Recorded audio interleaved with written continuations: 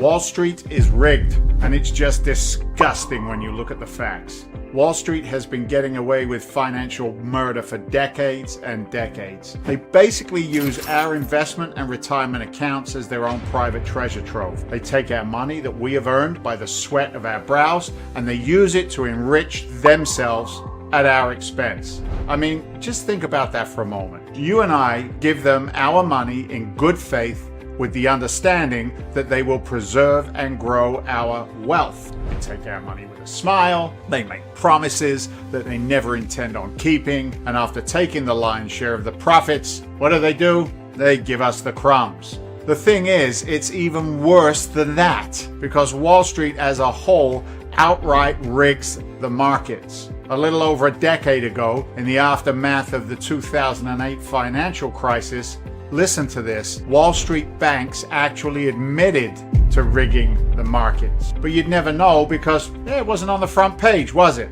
So let me unpack what happened, because this is still going on today, by the way, and it will probably never end.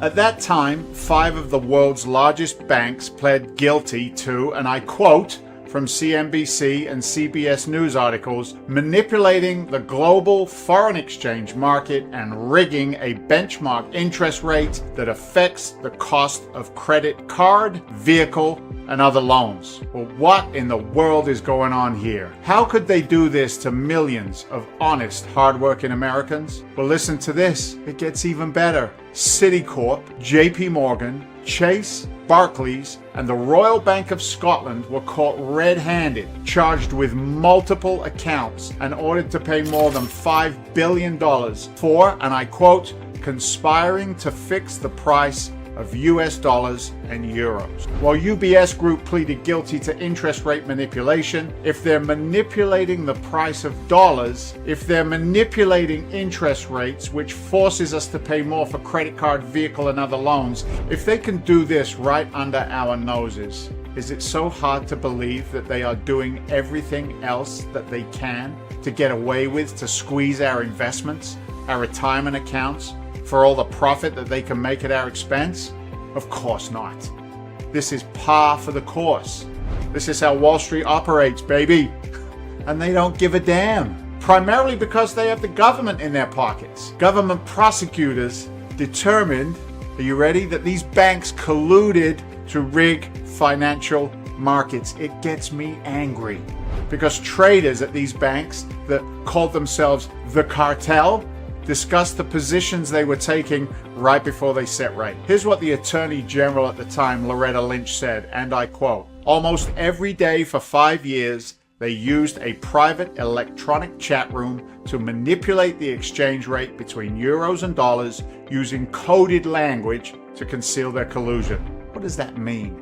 It means that the exchange rate you and I had to pay was manipulated in their favor. We didn't, and still don't, get a fair shake.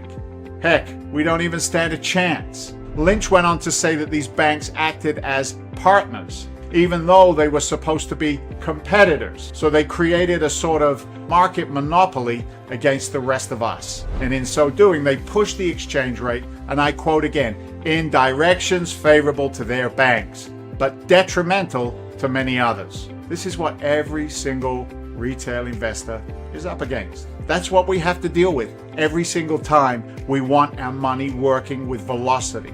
And we wonder why, even during a great bull market, so few retail investors made any real gains. When you consider the massive crashes that have wiped out 50% or more of our accounts, crashes that happen every few years with regularity of a Swiss watch, well, it kind of makes you think, right? How is this possible? Not to mention, by the way, the minor so-called downturns that wiped out 10% to 20% or more. It's a wonder that we even make any gains whatsoever. This is why the pinstriped crooks can make a decade's worth of gains in just a couple of years. But they tell us to invest for the what? Yeah, long term. So we're sitting on our hands and waiting decades, hoping beyond hope that there's enough for us to retire on while they skim the majority of the profits of our money earned, and put those gains in their coffers.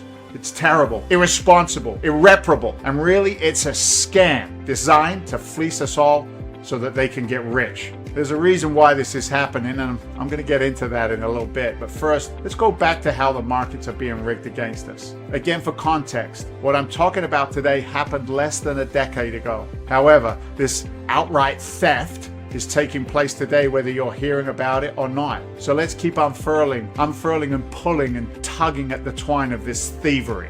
Again, according to CBS News, Citicorp agreed to pay $925 million. Barclays, they agreed to pay $650 million. JP Morgan, $550 million.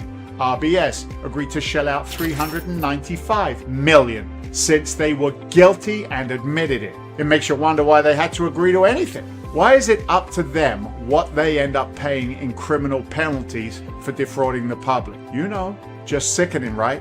But check this out. Barclays had to pay an additional $60 million in criminal penalty because they violated a prior agreement with the Justice Department where they were basically let off the hook with a slap on the wrists. So they were caught previously. It's not their first time. They got the slap on the hand, agreed not to do anything illegal again, and then they turned around and committed fraud to the detriment of the market and the folks like you and I. These university-educated guys and girls with degrees up the wazoo are literally nothing more than wolves in sheep's clothing waiting in the hen house. No shame, no guilt, business as usual.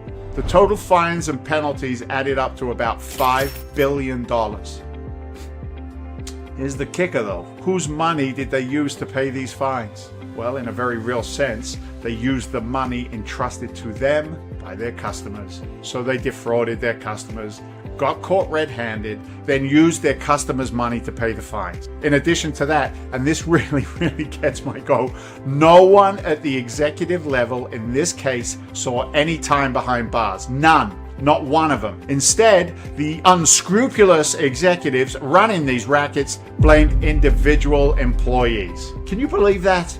Can you? These are some of the smartest people on the planet. They are certainly some of the most educated and the wealthiest of the wealthy. And they say, hey, we had no idea it was going on. Baloney. They knew very well. Wall Street is a hornet's nest of corruption. Anyone who doesn't have rocks in their heads knows this one thing. Malfeasance on Wall Street is not due to just a few bad apples. It's the standard from the top down in a parasitic culture that feeds off its host. And who is the host? Us. You and me. The millions of good, honest folks who have trusted Wall Street with our very survival in our golden years.